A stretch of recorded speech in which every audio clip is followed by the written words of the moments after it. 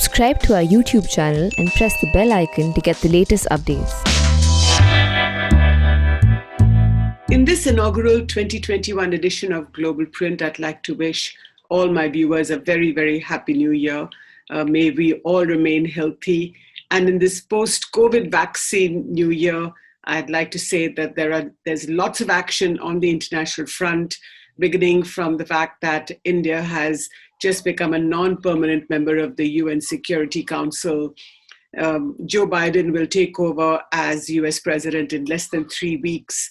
China's Wuhan, where the COVID-19 outbreak happened over a year ago, where it all began a year ago, is now almost back to normal, as is most of China. And we wonder how they have got their COVID outbreak under control.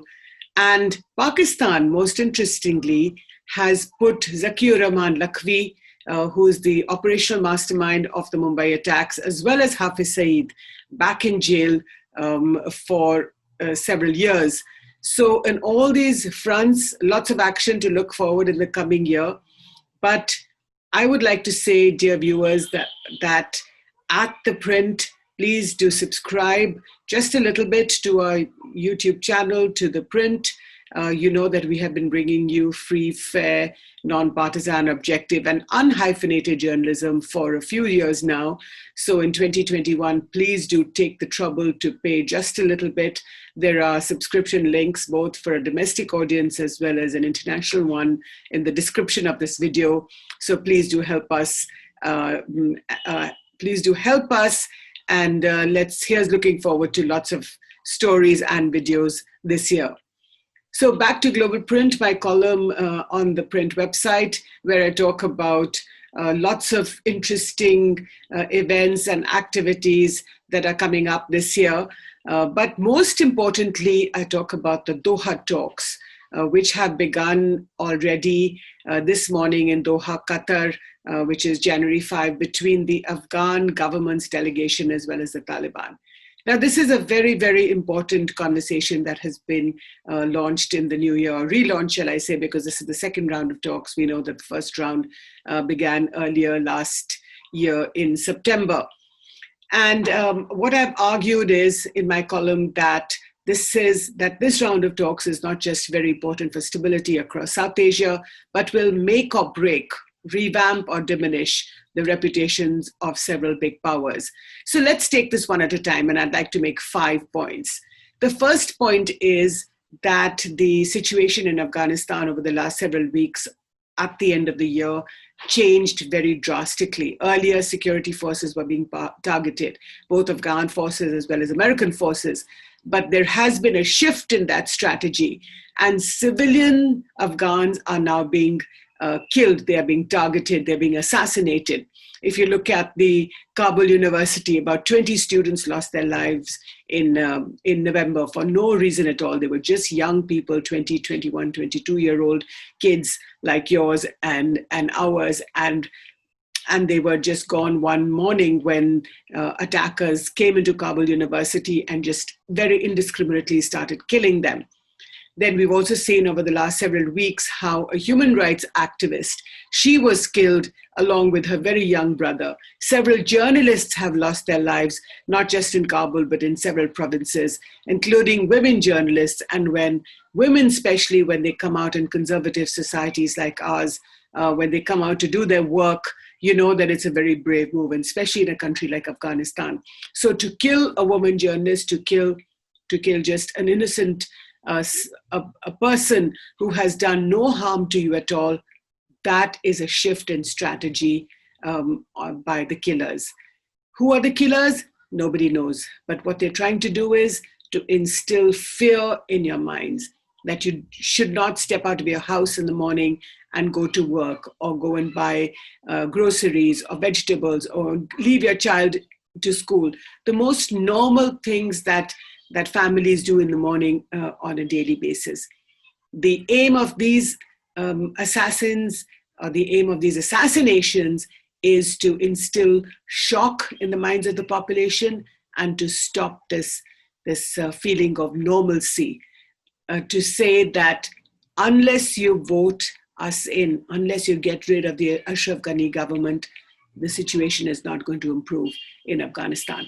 So who are these people?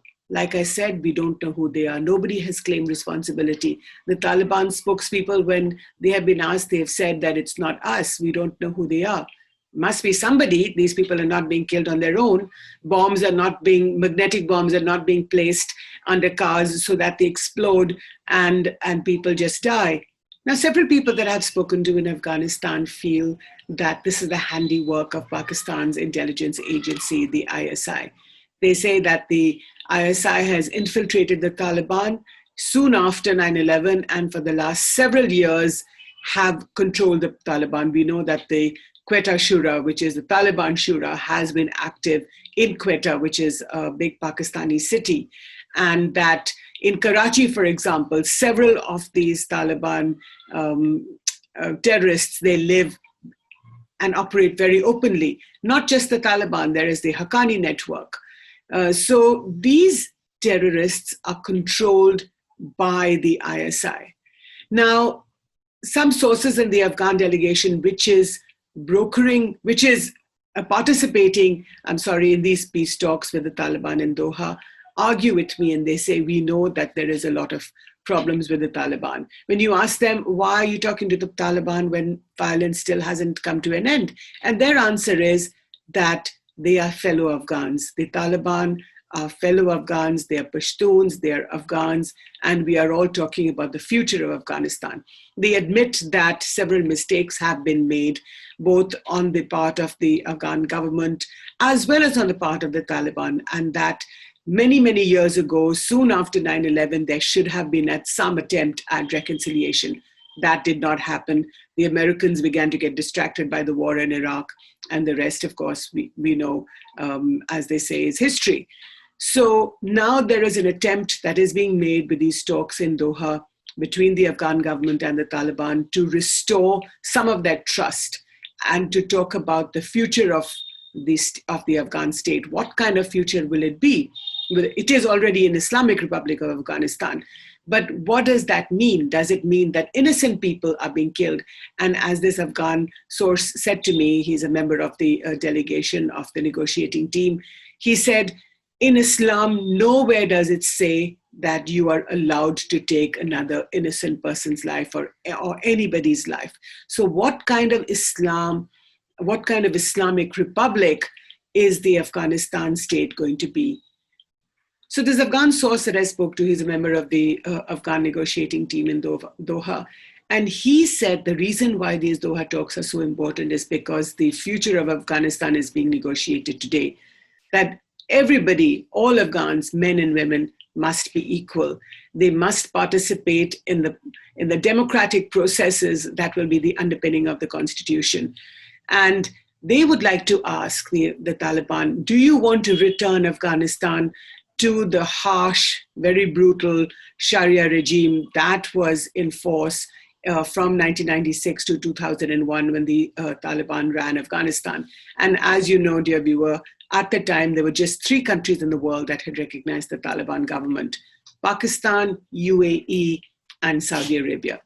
So, but the Afghans today are saying that 1996 is not 2021, that the Afghans have learned their lessons while they are a very weak state even today, but the American forces are drawing down. Only 2,500 American soldiers are left. Even those will go in a few months. In any case, they have to take charge of their own country.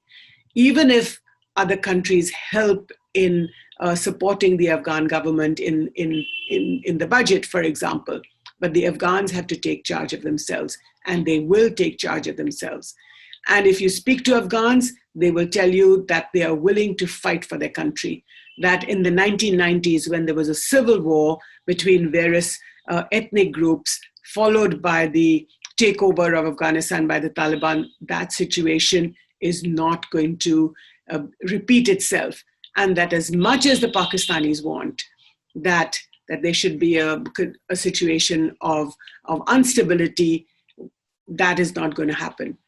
So the talks in Doha between the Taliban as well as the Afghan government are being carried out in the hope that there can be some compromise on the nature of this future state. And the hope, of course, that the Pakistanis will give up their ambition of controlling Afghanistan. Now, we know that that's not going to be very easy because the Pakistani establishment has, for several decades, been wanting to control Kabul. And this is what they want. They want to return to a situation of instability where things begin to fall apart. There is chaos in the streets. People once again leave Afghanistan and go to other cities. Now you see a little bit of that happening already, although there is only anecdotal information that Afghans are beginning to leave again. So in this situation, what does the international community do? There is going to be a new president in the US in less than 3 weeks. His national security advisor-elect, Jake Sullivan, has just said that the Americans, that the new administration will support the Afghan peace process that has been brokered by the previous government, by the Trump administration between the Taliban and the US. And that one of the conditions of that agreement was that the Taliban or any other terrorist group stop the violence. And once that condition is fulfilled, then talks can proceed, or at least the Taliban must commit themselves once again to stopping the violence and allowing normal life to go on. So that's all I have for you today. Please continue to watch the Print's YouTube channel, watch all our videos, and tell us what you think.